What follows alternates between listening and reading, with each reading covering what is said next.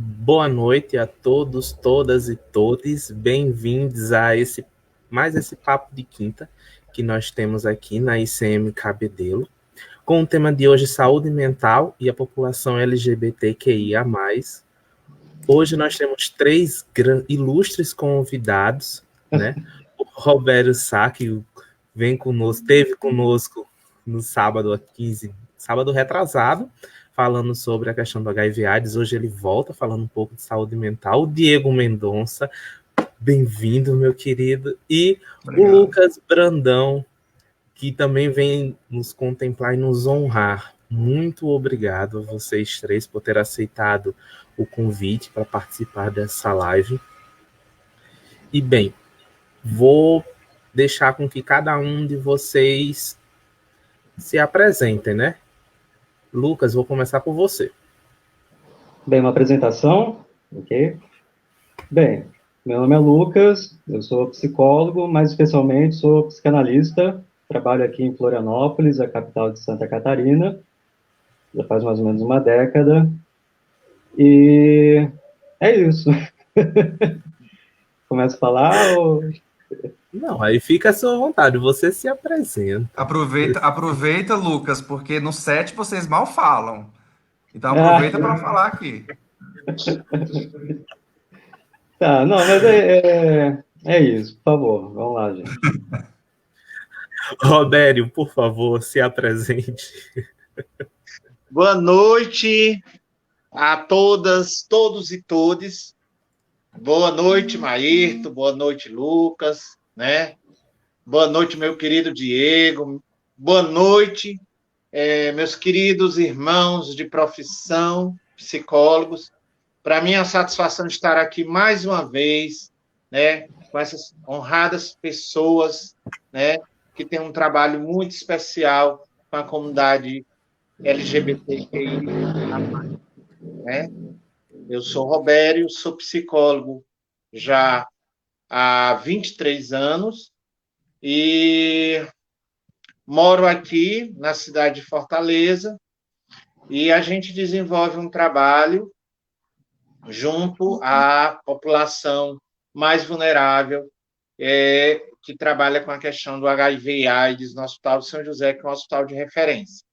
Já trabalhamos com um grupo de apoio para pessoas soropositivas e é um trabalho vinculado à ICM Fortaleza, né? É o nosso ministério aqui, né, na nossa realidade de Fortaleza de Ceará.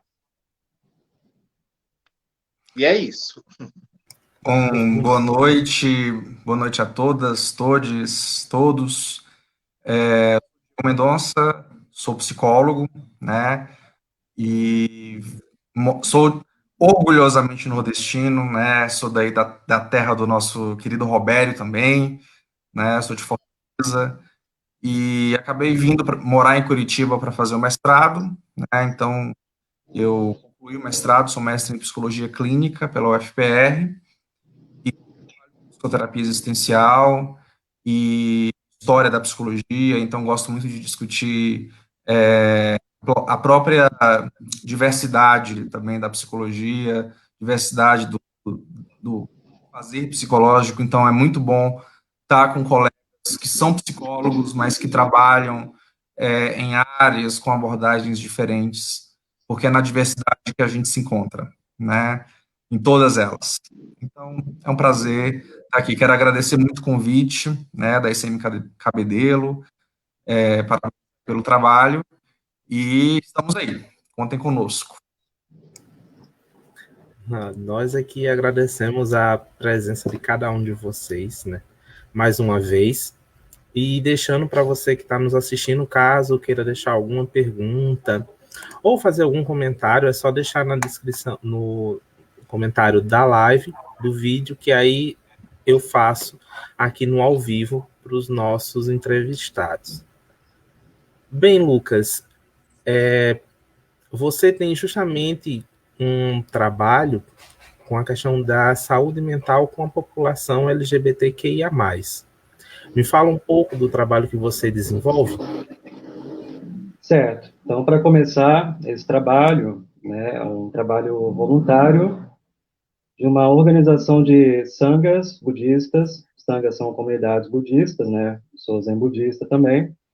A Rainbow Sangha, que é uma sangha budista LGBTQIA+, que a gente faz esse trabalho, como eu falei, voluntário, eu e mais 3 colegas. Gostaria de mandar um beijo para eles, para ela, e que é de atendimento, de acolhimento solidário a essa comunidade, né, atendimento curto, etc.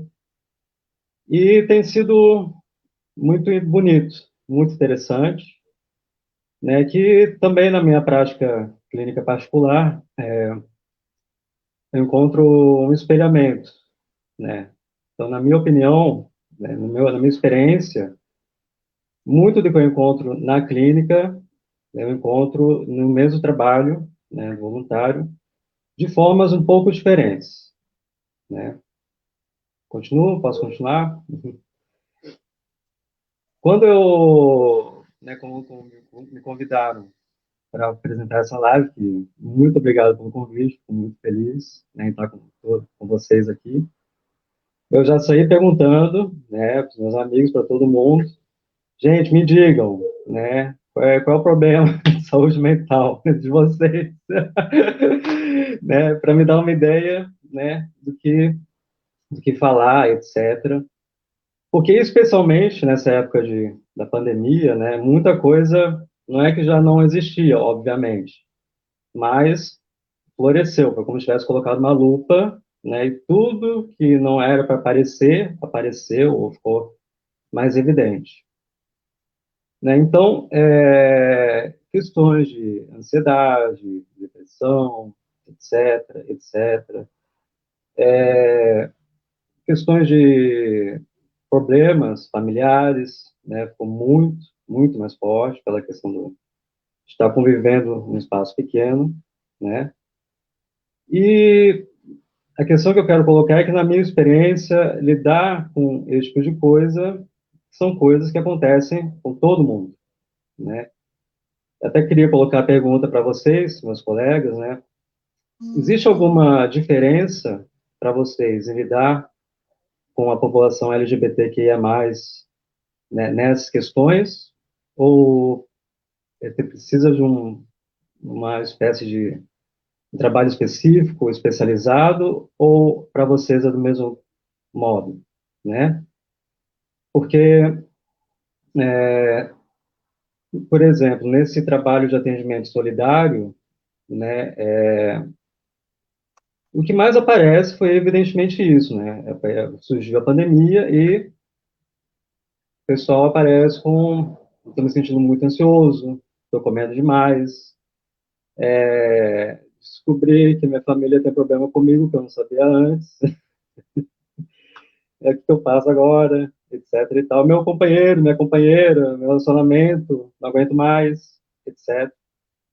Ou seja, isso eu escuto na minha clínica, né, com pessoas que são LGBTQIA+, ou não se identificam, ou não querem se identificar, etc.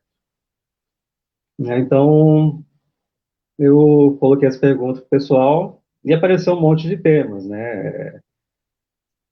Até mesmo, como é que era? A questão da gordofobia dentro do meio LGBTQIA+, a questão, né, da estética.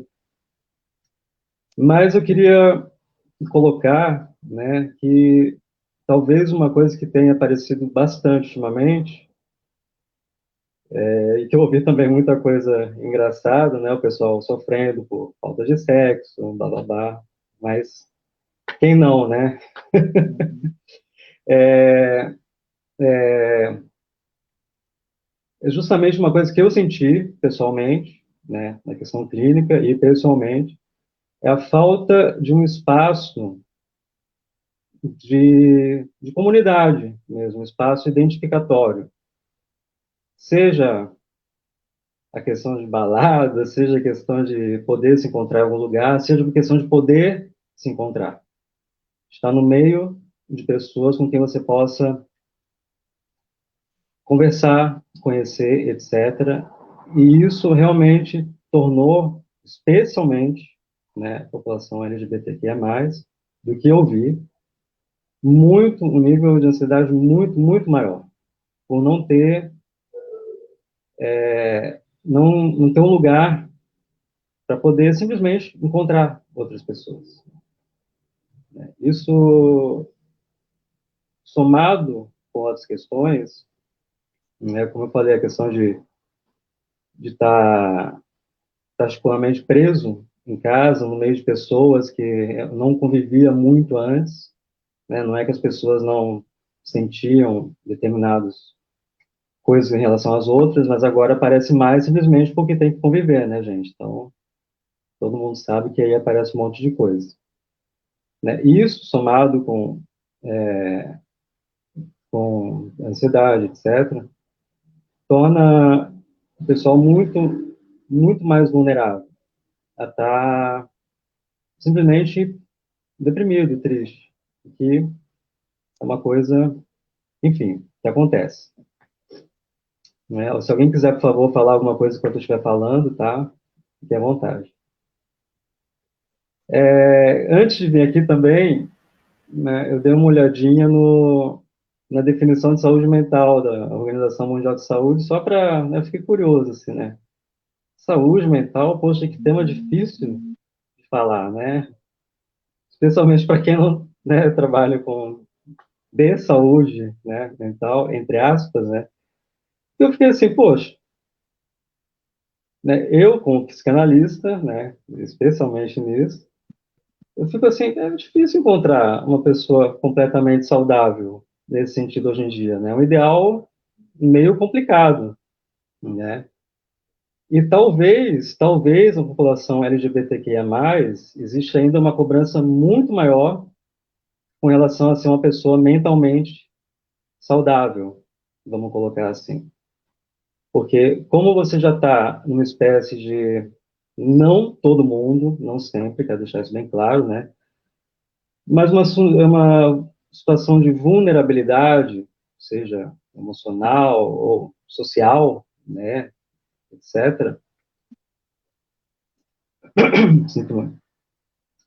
Né, você já se coloca, né, já se sente obrigado a se colocar como uma pessoa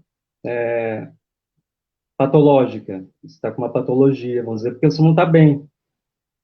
Né, e o ideal de ficar melhor, né, é um ideal muito forte que talvez não existe pessoa que seja feliz desse jeito, né? E para a gente, né, pessoal LGBTQIA+, talvez pegue muito mais forte. Então, é uma coisa que, mais uma cobrança, vamos colocar assim, né, que além das outras questões, questão de corpo, a questão, né, de não conseguir viver bem com a sua escolha, com a sua identificação sexual, de gênero, etc., né, é uma coisa que só torna a situação muito mais pesada. É isso que eu tenho percebido, né, na clínica. Voltando um pouquinho para o projeto que a gente está fazendo, né, talvez a palavra acolhimento soe engraçada, né? Existem vários projetos, né, por todo o Brasil, em Florianópolis também, né, em que essa palavra também é usada, né, e a gente se colocou como pergunta, né?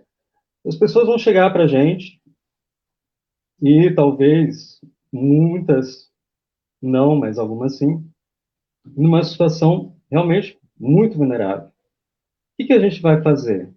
Né, à distância, online, e, né, bem, a gente vai acolher, né, e cada um ali tem uma abordagem teórica, prática diferente, e então alguns vão ser mais, né, de acolher mesmo, no sentido, né, outros mais poder só escutar, etc.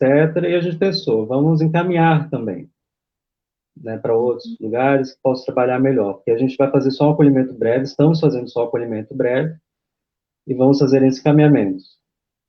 E a gente também nisso percebeu, né, infelizmente, dependendo do lugar do Brasil, evidentemente, né, e a questão do acolhimento, né, do encaminhamento, perdão, é uma questão ainda muito problemática.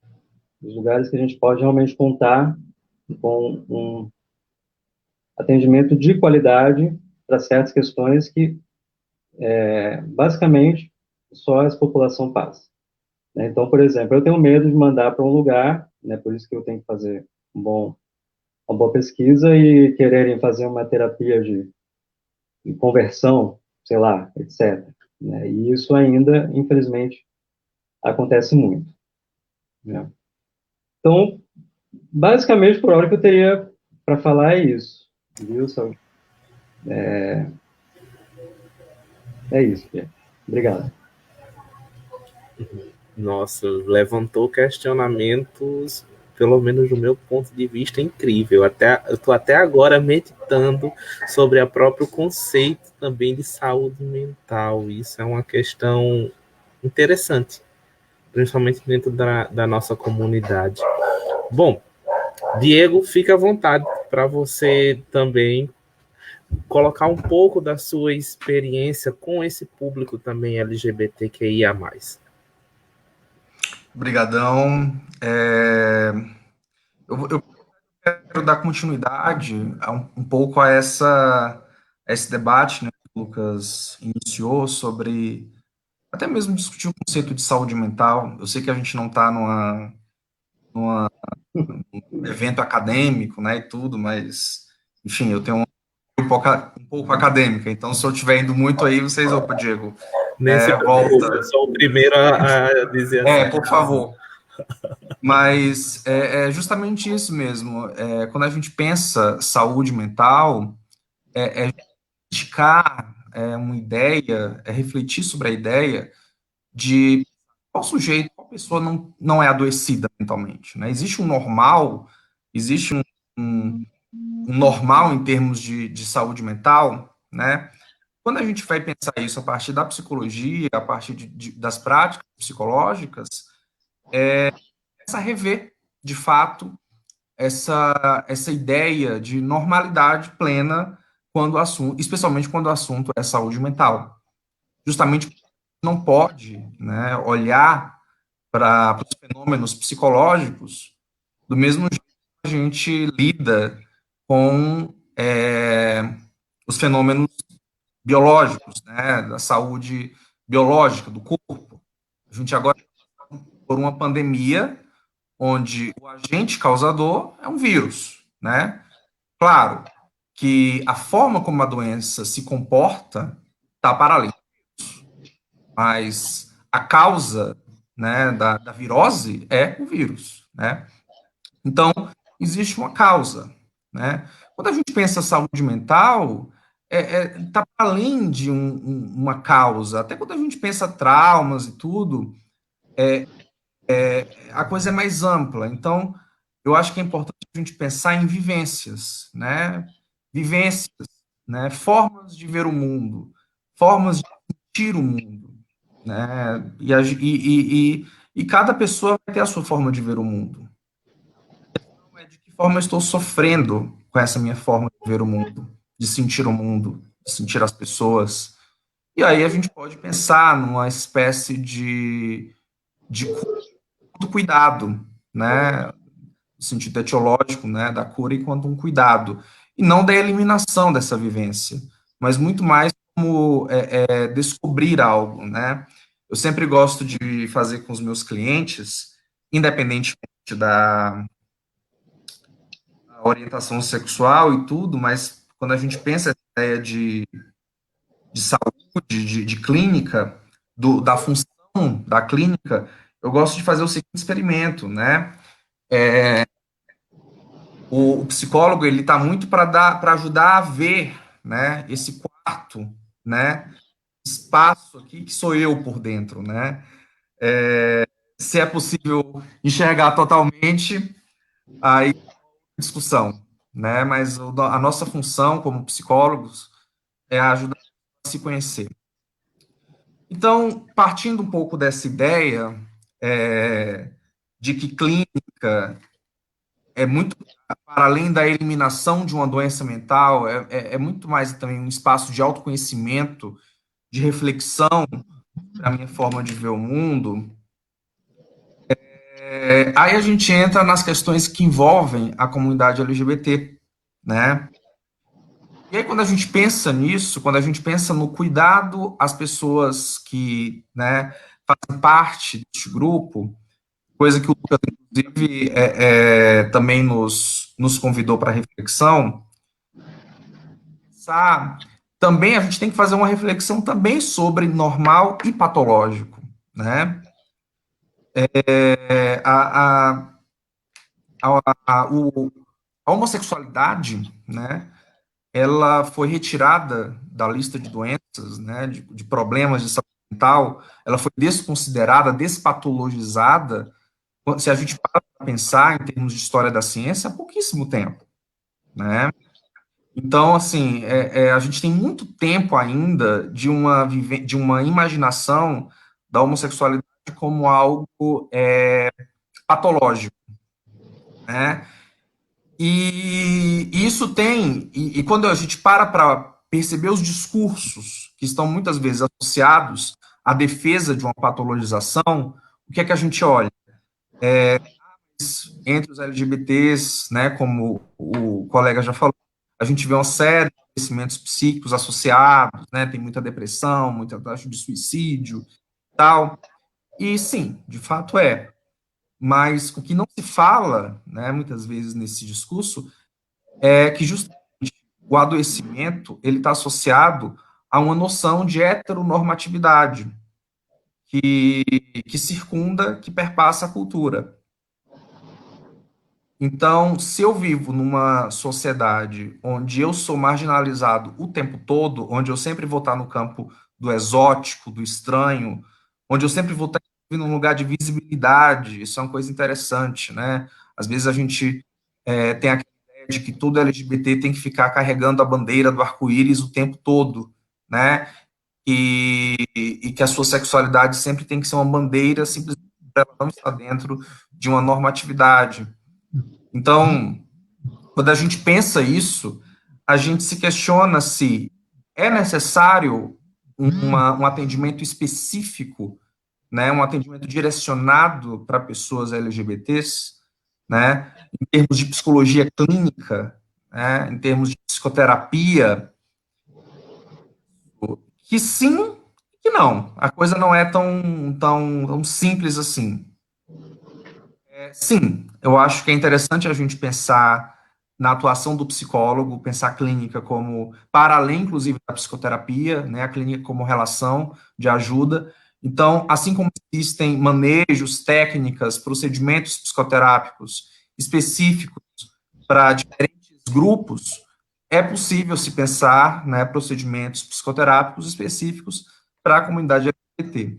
Não no sentido de que estamos falando de uma população adoecida, mas se pensar, né, justamente fenômenos, questões ligadas a este grupo, né? Então, a gente precisa realmente, inclusive, pensar essas pessoas justamente para desconstruir a ideia de uma heteronormatividade, de que normal é apenas ser heterossexual.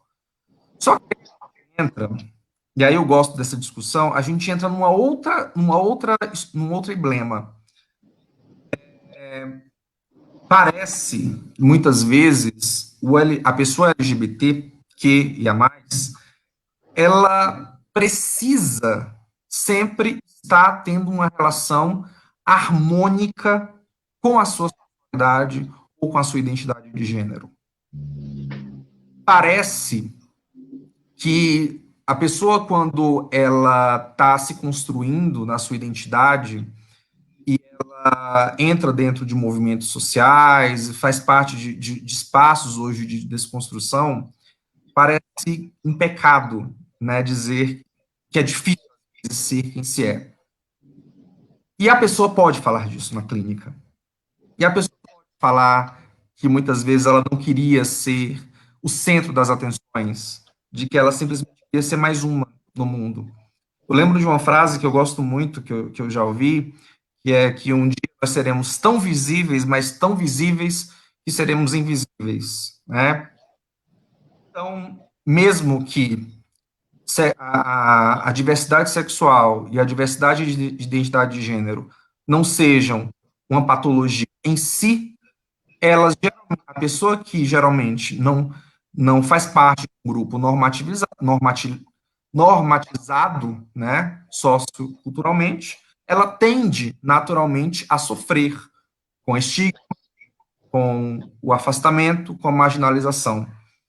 E ela pode falar sobre isso na clínica. Ela pode falar muitas vezes que não está tudo bem. Ela pode, assim como o heterossexual também pode.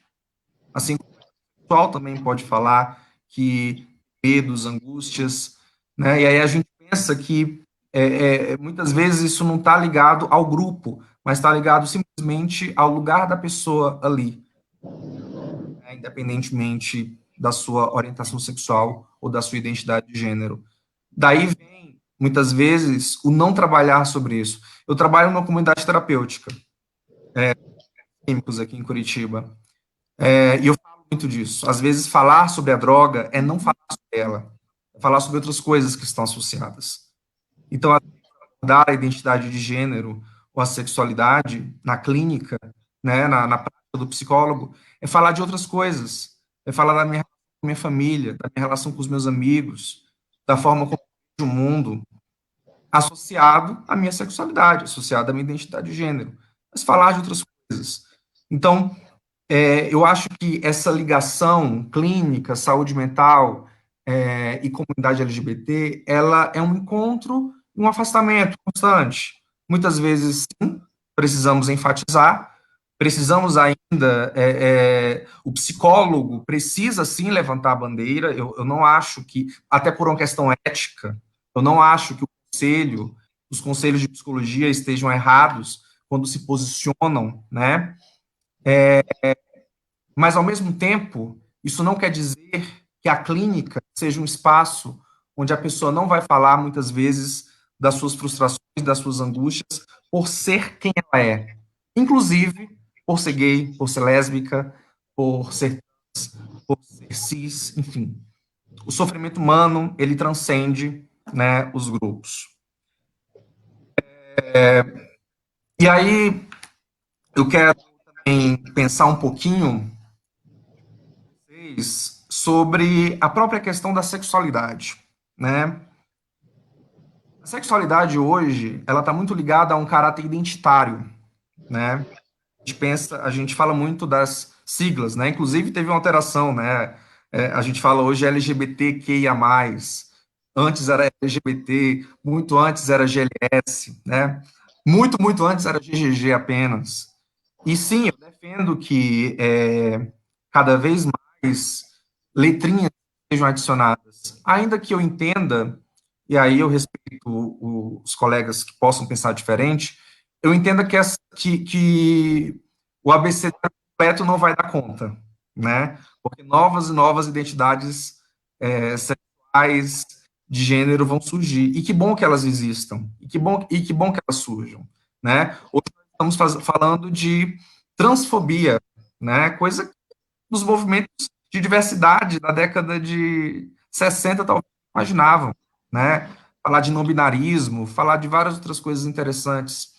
E sim, acho importante falarmos das letras. Acho importante o posicionamento. Acho importante a luta, o posicionar-se, falar que existem grupos que se identificam com determinadas vivências, e esses grupos são colocados de lado. Mas nós não podemos nos esquecer de uma coisa: a letra, ela não define o sujeito. O sujeito, a pessoa, ela é muito mais do que a letra que ela está defendendo ali. Isso vale para vários campos. Eu costumo comparar um pouco a sexualidade com a espiritualidade. Eu sou cristão, né? Inclusive faço parte, orgulhosamente, da Igreja da Comunidade Metropolitana, junto com os meus irmãos aí, né? Mas isso quer dizer que eu estou proibido, quer dizer que eu nunca vou ter a possibilidade de vivenciar, de ter experiências místicas, até religiosas, em outros espaços. Ou seja, a minha sigla, né, cristão, não me define, não precisa me limitar. É um lugar que eu estou, mas que eu posso me questionar e que eu posso, inclusive, transcender a ele. E permanecer, mesmo que eu permaneça com ele socialmente falando. A mesma coisa vale para a sexualidade. Né? A pessoa, muitas vezes, ela vai na clínica com questões sexuais porque parece que ela está amarrada à letra que ela mesma se posiciona. E acho, sim, nós podemos ter nossas letras, nós podemos, né, estar no L, no G, no B, no T, no I, no Q e no mais. Mas isso não quer dizer que nós estamos proibides de possibilitar-nos outras vivências, sem que isso abale, sem que isso nos comprometa, sem que isso seja uma traição à letra, né, à bandeira, à religião que eu sigo, enfim. Transcende. Não é o ser humano que tem que ficar escravo da linguagem, mas a linguagem que tem que se adequar. Até antes a gente estava usando X, todos, né? Hoje, com respeito às pessoas surdas, né? Por uma questão de escrita, a gente valoriza mais o todes, né? Só que futuramente pode ser que vai ter alguém que não vai se sentir representado né? Pelo E aí a gente vai precisar repensar mais uma vez esses lugares. E aí a gente vai precisar repensar mais uma vez o lugar da psicologia, porque a vida é assim, né? Novos sujeitos, novas vivências, novas histórias, novas leis. É isso.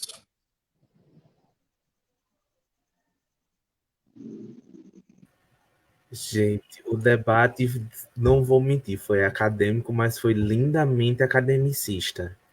Foi aquele acadêmico com a linguagem bem popular, digamos assim, bem acessível. Mas, mais uma vez, muito obrigado, Diego, pela sua E olha que eu contribuição. não fiz. E antes de passar a fala A para o prova Roberto, que não foi academicista tá aqui, ó. Não fiz texto, não fiquei lendo. Uma mistura aqui, foi associação livre, meu colega está aí do lado, não me deixa mentir. Então, não foi, tentei ao máximo, viu, gente? É o meu melhor aqui. Obrigadão. O melhor é porque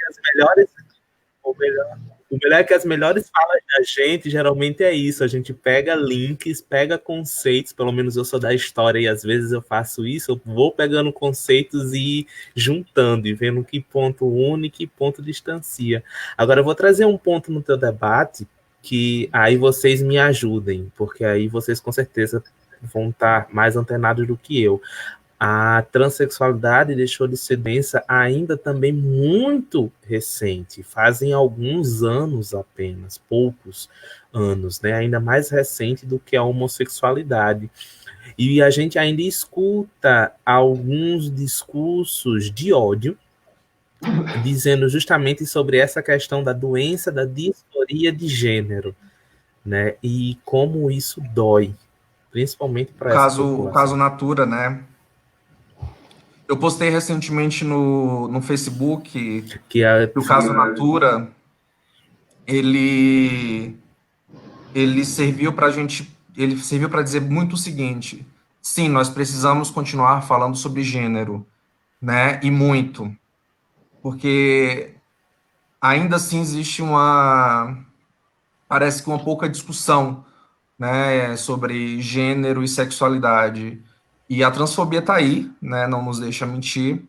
Só que é muito importante nós compreendermos justamente isso. E eu acho que isso foi um pouco do que eu tentei trazer na minha fala. Não sei se consegui totalmente. Mas pensar o seguinte: pessoas transexuais têm questões para se trabalhar com seu gênero. Assim como pessoas cisexuais também têm questões para se trabalhar com seu gênero. Pessoas lésbicas e gays têm questões sexuais que precisam ser trabalhadas muitas vezes, né? A própria compulsão sexual, por exemplo, né? Eu não consegui muitas vezes parar de assistir pornografia o tempo todo. E tudo bem. A questão é que pessoas heterossexuais também têm questões sexuais para serem trabalhadas. Então, o problema não é pensar uma comunidade LGBT adoecida, porque é adoecimento. E muitas vezes esse adoecimento, de alguma forma, está relacionado à sexualidade e à identidade de gênero. O problema é achar que isto é uma exclusividade da comunidade LGBT, como se pessoas héteros e pessoas cis não tivessem questões para rever em seus corpos, em seus sentimentos, em seus pensamentos, em suas ações. Antes do Roberto falar Fala. rapidinho, só você falou de disforia de gênero, né? É que daí é um caso complicadíssimo mesmo, né? Que disforia é um conceito já anterior, né? E disforia de gênero são casos em que a coisa pega fogo mesmo. Por exemplo, né, uma pessoa trans que faz a transição e ao fazer a transição não tá, não sei como é que eu posso falar, contente, não é palavra. E agora? O que aconteceu? O que faz, né? A transição, são casos muito complicados. Disforia de gênero eu particularmente, eu acho que atualmente, nos próximos anos, é onde muita coisa vai aparecer e vai pegar fogo mesmo, porque aí que questões muito interessantes que, que deixaram e que deixavam de ser questionadas, mexidas, né, anteriormente, vão aparecer.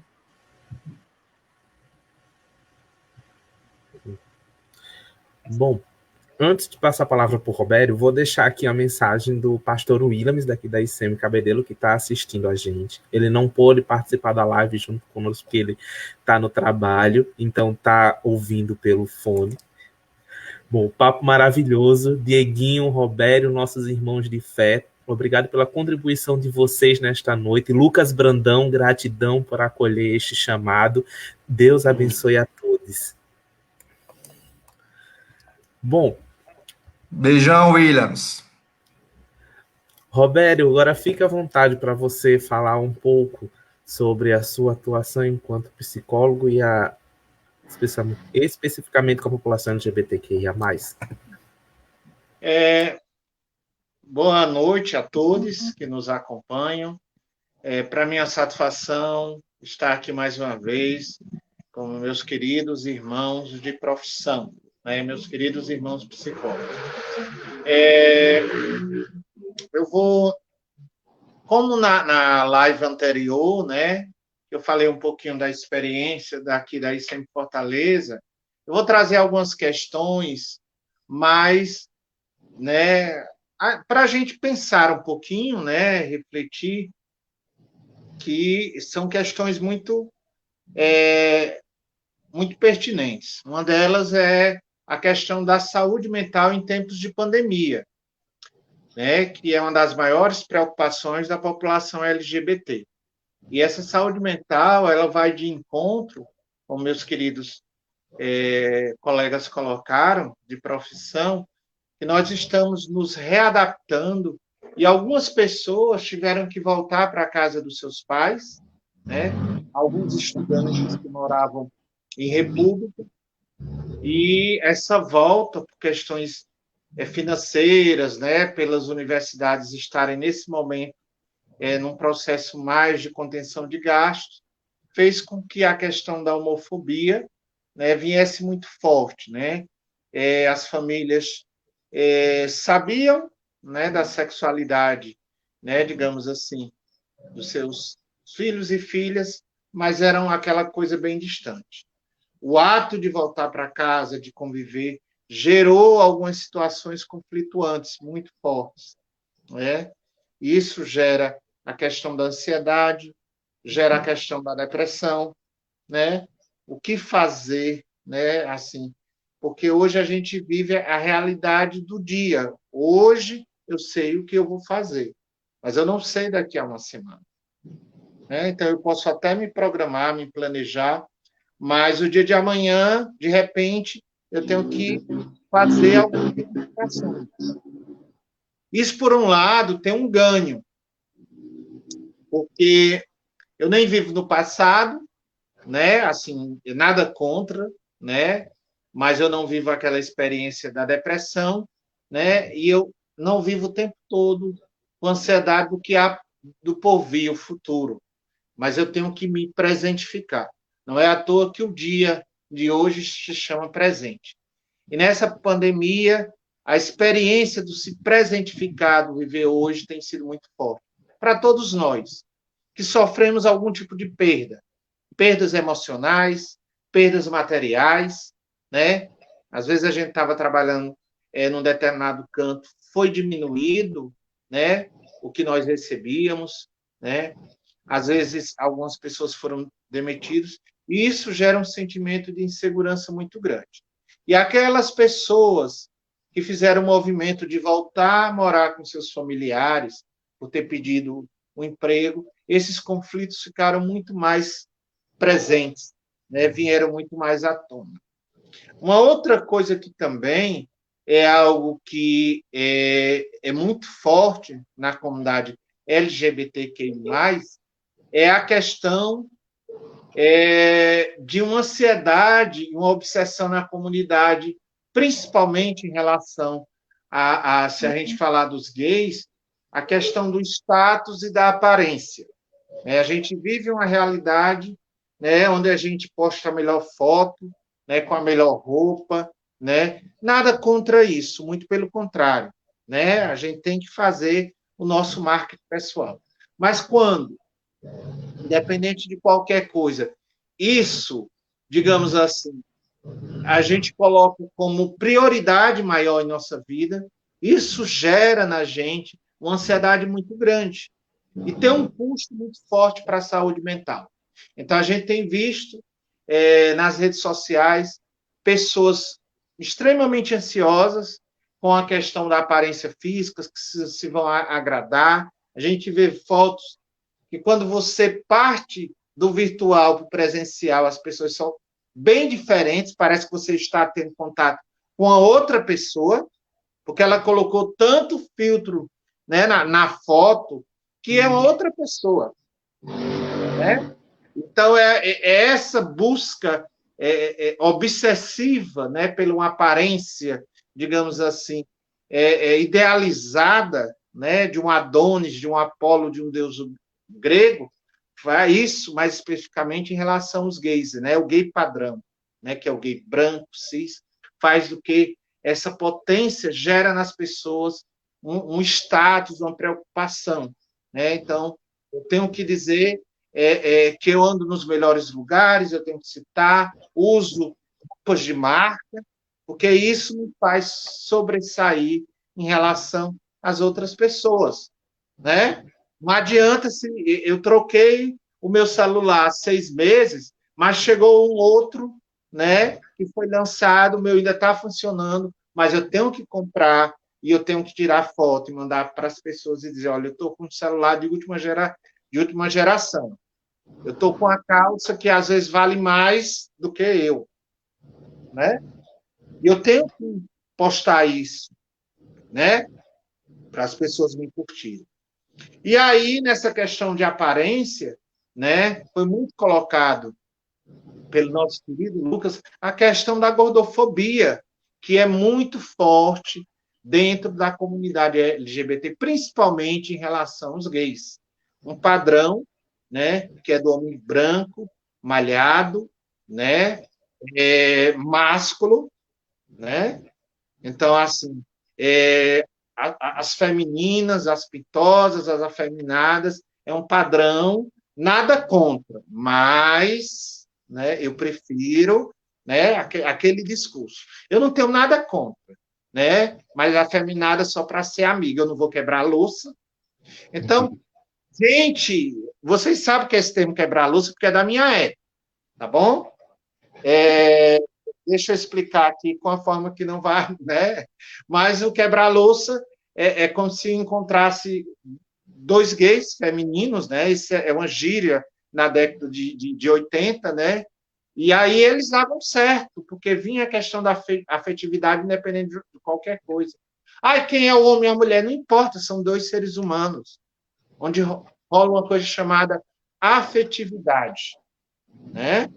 Então, a gente tem algumas idealizações. Então, nós temos muito forte o padrão do corpo perfeito, né? Do corpo malhado, né? E se você não faz parte desse nicho, você é discriminado de alguma forma, né? E nós temos também a questão do negro, né? O negro usado como objeto sexual. Então, o negro é, ele pode até ser gay, desde que ele seja negro, dotado, né, e não seja passivo. Né? Então, existe uma questão muito valorativa na questão da sociedade. Se for a bicha preta, né, já é desvalorizado. Por quê? Porque aí são duas coisas. É bicha e é preta. E agora eu me reporto, tem um canal que eu acompanho muito as notícias, que eu acho que vocês conhecem, que é o Põe na Roda, né? E foi noticiado do Pedro HMC, que uma pessoa, um homem branco cis, botou lá umas fotos no Gride, né? E para um cara negro, e ele não curtiu, não falou nada.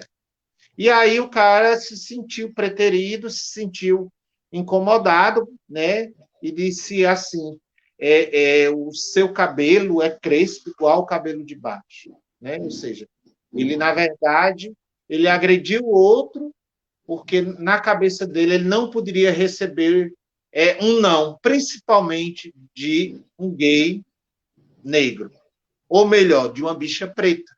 Quem é você, né, para me dar um não? Eu não admito. Então, a gente tem que discutir sobre essas coisas sim, sobre a gordofobia, né?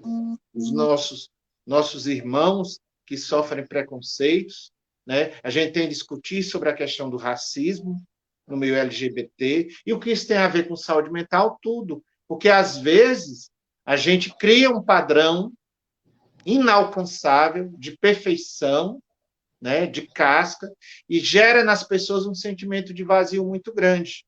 Né? Eu quero que todo mundo me dê biscoito, né? Comente a foto que eu tirei, né? Sem camisa, ou numa viagem que eu fiz, eu tenho que postar as melhores coisas. Se isso não acontecer, tem alguma coisa errada comigo. E isso gera nas pessoas um sentimento de frustração muito grande.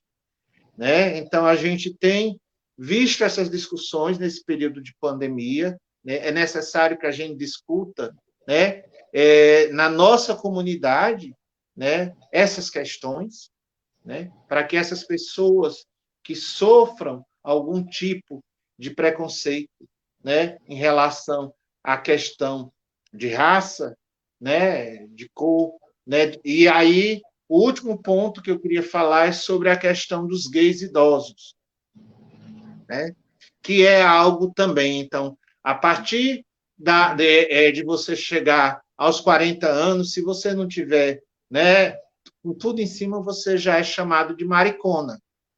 E envelhecer na comunidade LGBT é a pior coisa que existe, né? Vai para lá, bicha velha, né? Vai atrás, né? O que é que essa bicha velha está fazendo aqui nesse meio? Isso não é lugar para ti. Como se aquela pessoa que vem com esse discurso, ela não fosse envelhecer ou ela não tivesse parentes que fossem idosos. Então, é importante que a gente possa discutir essas questões. Isso faz parte da saúde mental. É como se eu dissesse assim, não, uma pessoa gorda ela não pode ter sexualidade, ela tem que ter vergonha do seu corpo. O negro pode até ser, desde que seja ativo, né? Porque é para isso que o negro serve. Ele é um objeto, ele não é um sujeito. Ele é um objeto de fetiche, né? Que eu tenho. Ele pode até ser negro e gay. desde que não seja uma bicha preta afeminada. Idoso, ele não precisa, né? Ele já passou a fase dele, ele não tem mais a maricona, né? Tem que cuidar dos sobrinhos, né? Tem que fazer outras atividades, mas é negado a esse indivíduo uma questão de vivenciar sua sexualidade, né? Se tornando até como se fosse uma coisa obscena. Então, nós precisamos discutir essas coisas, porque isso faz adoecer. E precisamos discutir na nossa comunidade, levantar questões, como é que as pessoas estão vendo essas questões. E será que a gente não está sendo reprodutores de determinados preconceitos? Né? Então, é algo que a gente tem visto. E, nesse período de pandemia, o trabalho que eu tenho desenvolvido, porque a gente está, por questões de orientação, né? Lá do hospital que a gente faz um trabalho ministerial de visitas, a gente está fazendo atendimentos virtuais, voluntários, para aquelas pessoas que nos procuram. Então, eu falei com o reverendo Francisco, né? Isso não é vinculado diretamente à ICM, né? É um trabalho do Robério, pessoa e profissional. Né? Então, eu coloquei, né? Ele fez uma arte para mim, eu divulguei nas redes sociais, onde as pessoas entrariam em contato, quando quisessem conversar. É um bate-papo, né? Não é uma terapia, mas é um bate-papo, né? Para falar sobre as suas angústias, as suas ansiedades. Né? Então, tem sido essa experiência de escutar algumas pessoas que, quando estão se sentindo só e querem conversar, perderam algum amigo, algum parente. Né? Então, eu tenho emprestado essa escuta enquanto profissional. Né? Uma escuta onde a gente vai ouvir aquela pessoa que está querendo nomear as suas angústias, as suas ansiedades. Então, tem sido feito esse trabalho nesse período. Né? Eu tenho divulgado nas redes sociais o meu WhatsApp, né, como profissional de psicologia, para emprestar essa escuta. Né? E dizer, olha, né, em alguns casos, uma conversa, em outras situações é necessário depois você, quando puder, passar por um acompanhamento psicológico presencial. Mas agora isso aqui é uma conversa, né, emergencial, porque realmente é o que temos para hoje. Né? E, às vezes, surte o efeito, né, para a pessoa, né, pessoas com distúrbio de sono, com insônia, trocando, né, os fusos horários, porque elas ficam angustiadas. Como é que vai ser o dia de amanhã? Como é que vai ser a questão do trabalho? Então, nós precisamos conversar sobre essas questões. Né? Então, era isso que eu tinha trazido nesse momento. Né? Mais uns enunciados, né? Para a gente pensar um pouco. Né? A questão da saúde mental, né? Com a questão estética, a questão da gordofobia no nosso meio, a questão do racismo, né? Ver o negro como objeto e não como ser humano, é para isso que ele está, para atender os seus fetiches, e a questão do envelhecer no nosso meio. Como é que a gente vê as pessoas idosas? Tá tudo Numa live como transversalizado. essa, e como isso acaba sendo, como às vezes eu comento com o meu pastor o seguinte, como uma live dessas é muito pouco para a gente acabar debatendo algumas coisas e algumas questões, né? Porque a gente está lidando com coisas estruturantes dentro da nossa sociedade. Quando a gente fala do racismo, a gente fala do patriarcado, fala do machismo, fala de todos esses sistemas e estruturas que assolam aí eu vou pegar a fala do Diego, assola a comunidade LGBTQIA+, mas não só, né? Porque se você pega também essa questão da mulher negra, ela também se torna um fetiche, justamente por essa estrutura escravocrata que até hoje predomina dentro da nossa sociedade brasileira, né? Essa questão de pegar o outro, né? O outro que é diferente de mim e tentar humilhá-lo de uma certa forma, de mostrar que ele é menor. Eu só queria complementar, falar que A gente está num momento difícil no cenário político brasileiro, porque às vezes a gente vê debates que não são debates, né? São guerras onde a minha verdade se sobrepõe à sua. E eu tenho muito respeito à pluralidade, inclusive na política, né? Isso envolve pessoas que defendem a maior ou menor intervenção estatal na economia, enfim. Mas onde é que eu quero chegar?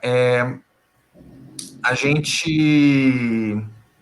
às vezes escuta um pouco, quando a gente vai falar essas questões, de que parece que a gente está caindo num certo determinismo social, ou um vitimismo, que é mimimi da esquerda, né? E assim, é muito importante as pessoas compreenderem que o que está em jogo aqui, quando a gente fala disso, a gente está falando de probabilidades estatísticas, né? É lógico que um homem branco, ele pode ser objetificado por outra pessoa, ele pode sofrer. É lógico que um homem pode apanhar de uma mulher.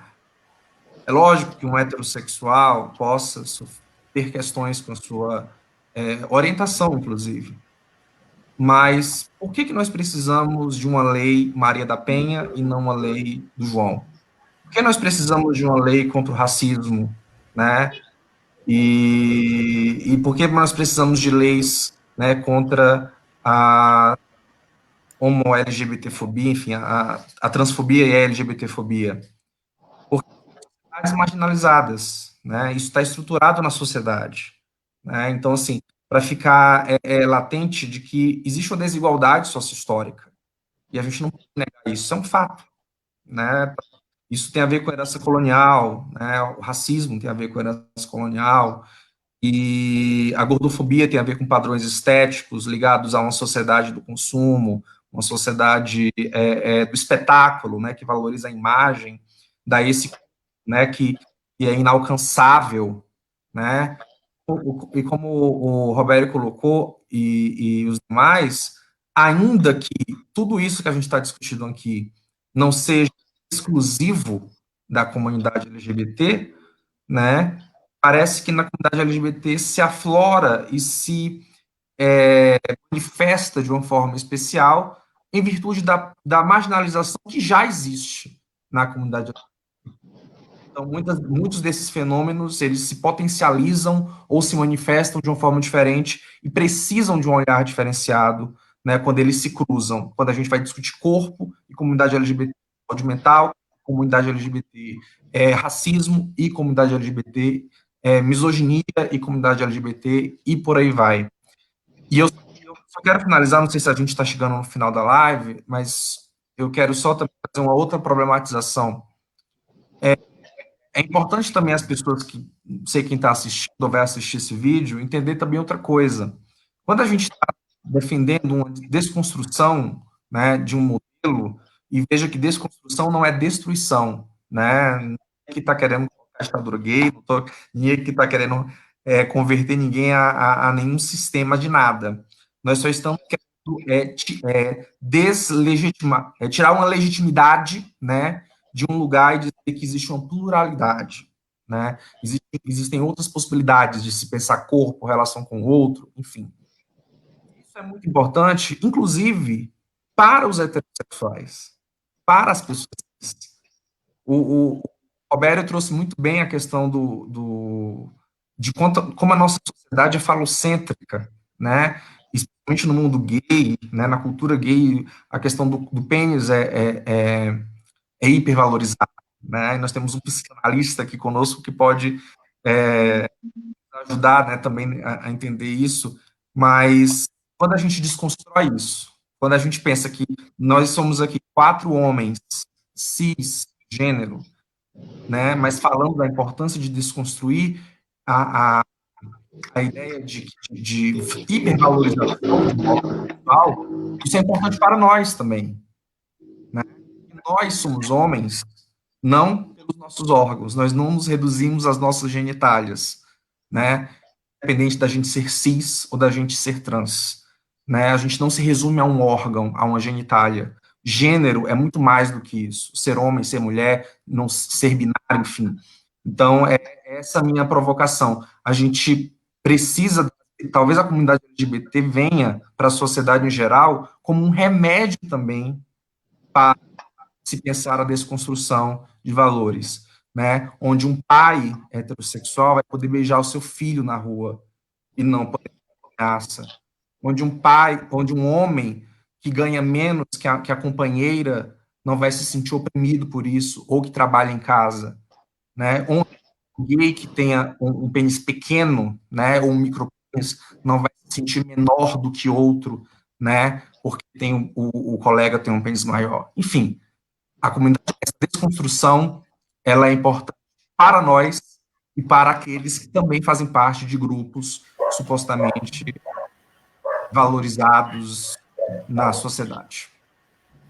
E como todo esse debate também se acaba se atrelando à educação sexual, né, que ela é fundamental também, justamente para o início dessa desconstrução desde a educação básica.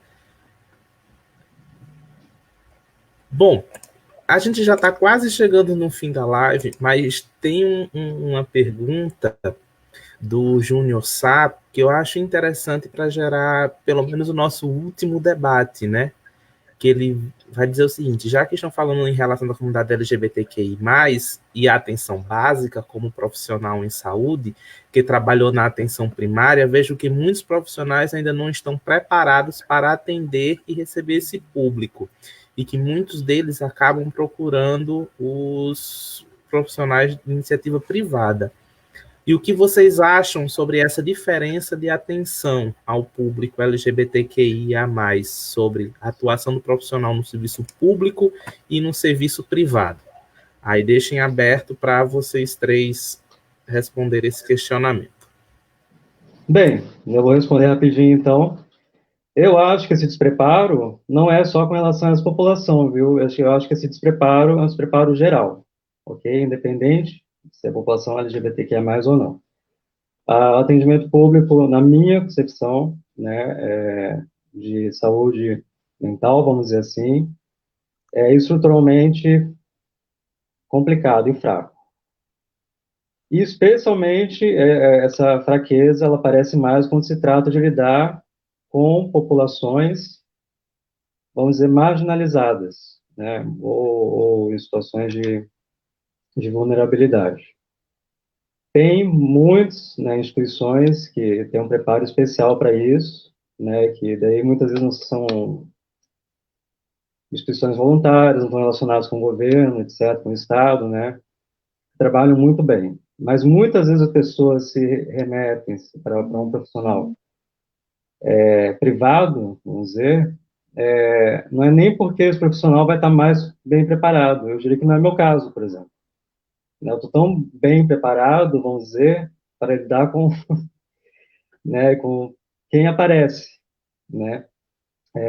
Eu não tenho um cuidado especial com a população LGBTQIA+, etc. Especialmente porque, como o Diego colocou muito bem colocado, né? A pessoa que está na clínica, essa questão da sexualidade, para quem é psicanalista, vai estar aparecendo o tempo todo, mas não como as pessoas costumam ver. Ah, só está falando de sexo, só está falando de sexo. Aparece, enfim, nas relações com as pessoas, etc. Mas, muitas vezes, as questões que as pessoas trazem não é questões sexuais, para colocar desse modo, né? Ah, não é porque eu estou me sentindo mal com a minha sexualidade, porque eu não sei do armário, porque eu não sei o que, etc. e tal. Isso vai aparecer em outro momento, talvez, quem sabe. Então, o profissional privado talvez esteja bem preparado nesse sentido, na minha concepção, mas não por ser um profissional especialmente preparado para isso.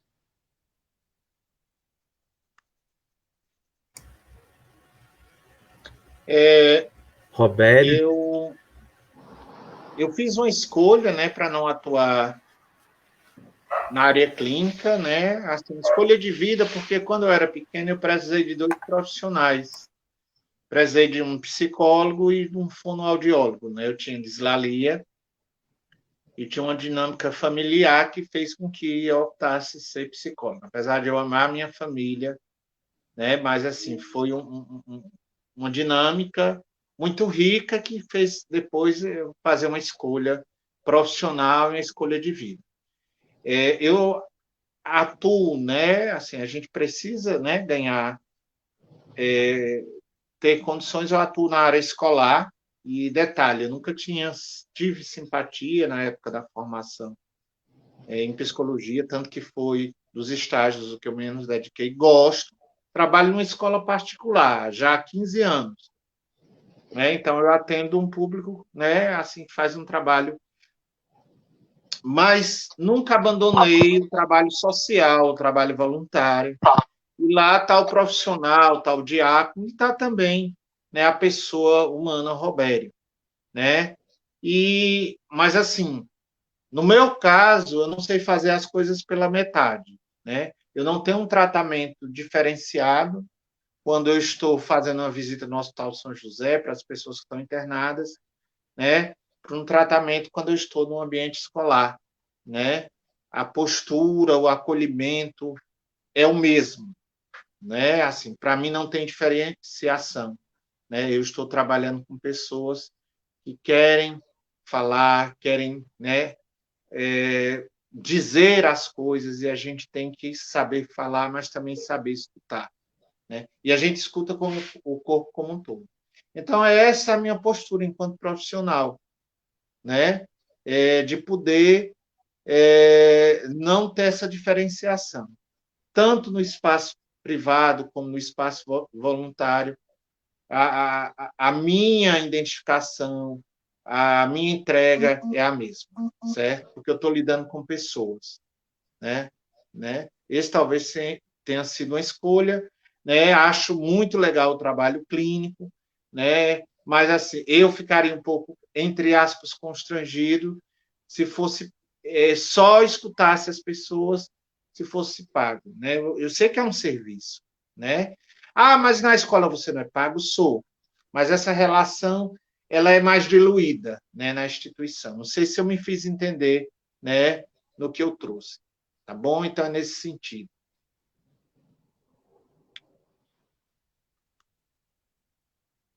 Eu só quero comentar. Eu trabalho numa instituição filantrópica, né, e tem ligação com a prefeitura aqui, e eu sou um grande defensor do SUS, né, do Serviço Único de Saúde. Jamais defenderia qualquer tipo de privatização ou comprometimento daquilo que são os valores essenciais do SUS, né, que é um serviço universal, público e gratuito.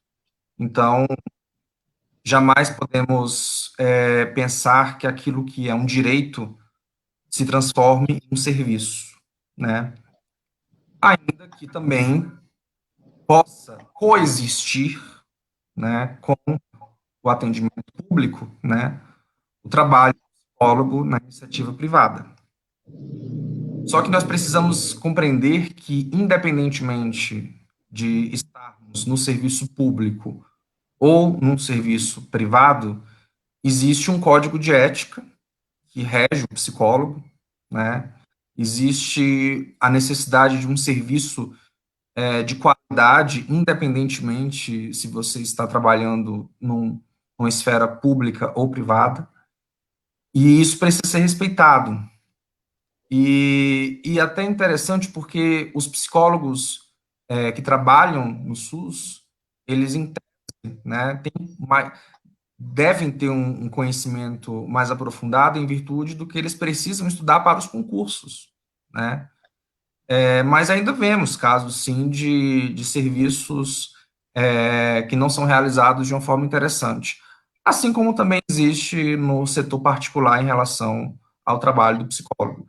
Isso, claro, não vale para o psicólogo, vale para todos os profissionais. Nós temos bons e não muito bons profissionais em todos os setores. O que precisamos deixar muito enfatizado aqui é que, independentemente de SUS, de ser público, de ser filantrópico, de ser particular, de ser conveniado, o serviço do psicólogo jamais pode ser no sentido de tratar a diversidade sexual e de gênero como doença, patologia.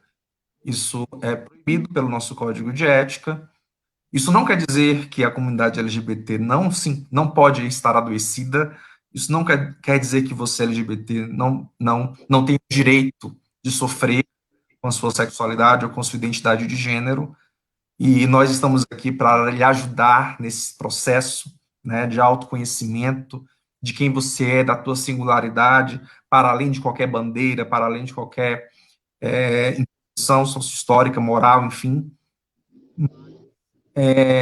A questão não é a sua sexualidade ou a sua identidade de gênero em si, né? Tem a ver com outros fatores, e a gente discute isso na clínica, na escola, nas organizações, na comunidade, em todo lugar que o psicólogo pode estar inserido.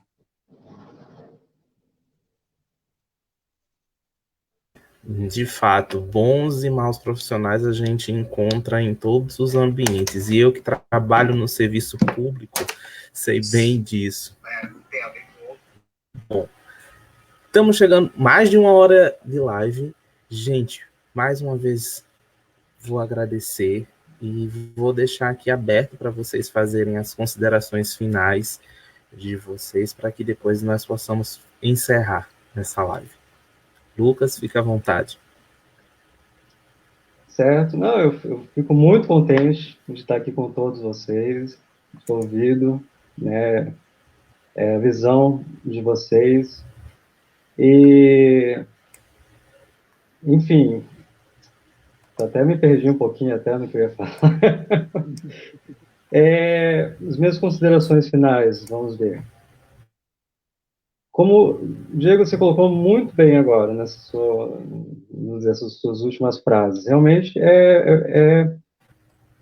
você tem o direito de sofrer. Eu achei muito bonito isso. E não por causa da sua identificação, da sua identidade, ou da sua sexualidade, qual é a letrinha que você ocupa.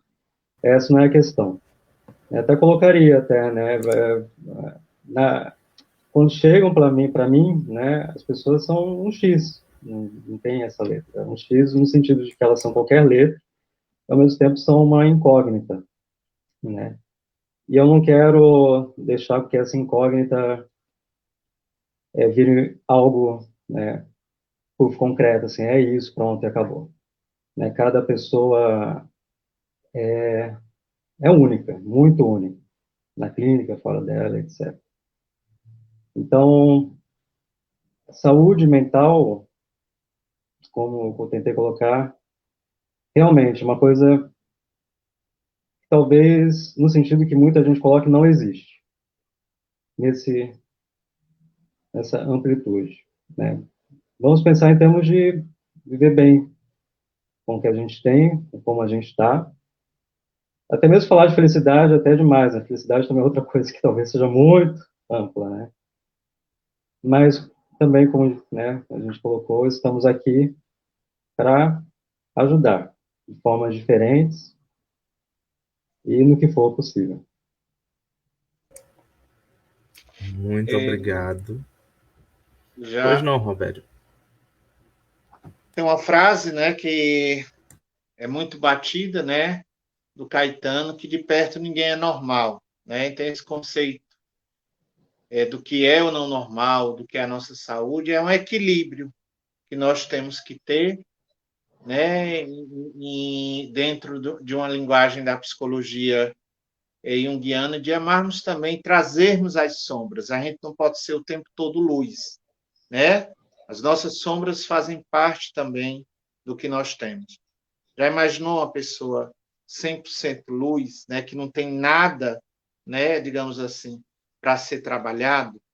Então, que a gente possa se perceber também nessa condição humana de busca, né?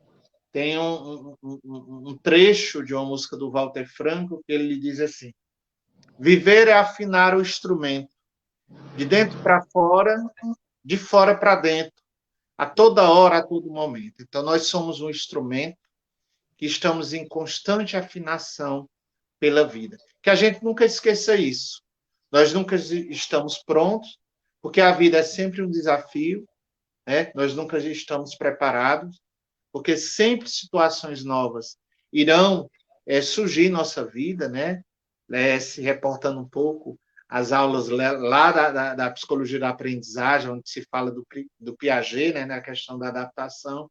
O importante é o que é que eu estou fazendo agora, nesse período de pandemia, como é que eu estou lidando com essas questões, né?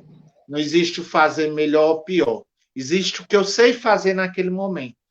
E se não está legal para mim, está trazendo algum sofrimento, o que eu posso fazer para diminuir esse sofrimento psíquico e mental e transformar em algo que venha a me acrescentar como pessoa, como ser humano. É isso. Quero agradecer enormemente aí ao convite mais uma vez. Espero poder fazer parte de outros, né, aí. E é muito bom. Eu também sou, eu não sei quem foi que comentou, eu não sou muito de live, não, assim, a gente está vivendo hoje numa ditadura das lives, né, do fique em casa. Eu não aguento mais, eu brinco assim, dizendo que dá vontade de abrir o apartamento e dizer, eu não quero ficar em casa. É o que está sendo pregado, né, o tempo todo. E futuramente os nossos colegas antropólogos aí, né, historiadores, cientistas sociais vão ter muito pano para manga para ver se a gente até continua, se a gente ainda está na sociedade contemporânea, né? Se não Bom, mudou isso ainda já garanto que dentro da história isso já é um debate eu acalorado, imagino, eu posso garantir. o mundo não vai ser mais o mesmo em muitos aspectos. Eu só espero que em muitos aspectos seja para melhor. E assim, entender que a gente tem o direito realmente de sofrer, a gente tem o direito de ser feliz, a gente tem o direito de amar e a gente tem o direito de odiar, e isso está para além das letrinhas que nos constituem, né? Eu acho que isso é uma coisa que ficou muito bem trabalhada aqui pela gente, né? O sofrimento, ele é humano, né?